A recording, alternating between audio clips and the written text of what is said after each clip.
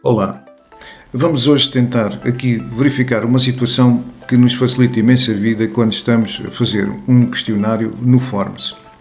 Se tivermos que optar por questões de escolha múltipla, basta-nos fazer um pequeno truque para que as respostas apareçam logo no questionário de uma maneira automática. Vamos ver como é que é. Eu tenho aqui um documento do Word, mas pode ser outro documento qualquer, com as respostas. Neste momento, o que é que temos que fazer? Temos que marcar estas respostas que aqui estão, todas, botão direito do rato, copiar, e depois vamos aqui adicionar nova, escolha múltipla, deixamos estar a pergunta como está, na primeira opção colocamos o rato, botão direito, colar.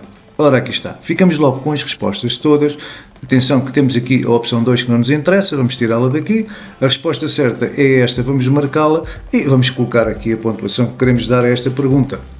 Como viram, é muito simples, automatiza-nos o processo desde que as frases estejam todas com um parágrafo de diferença entre elas. E isto facilita-nos imenso o trabalho. Muito obrigado, espero ter ajudado.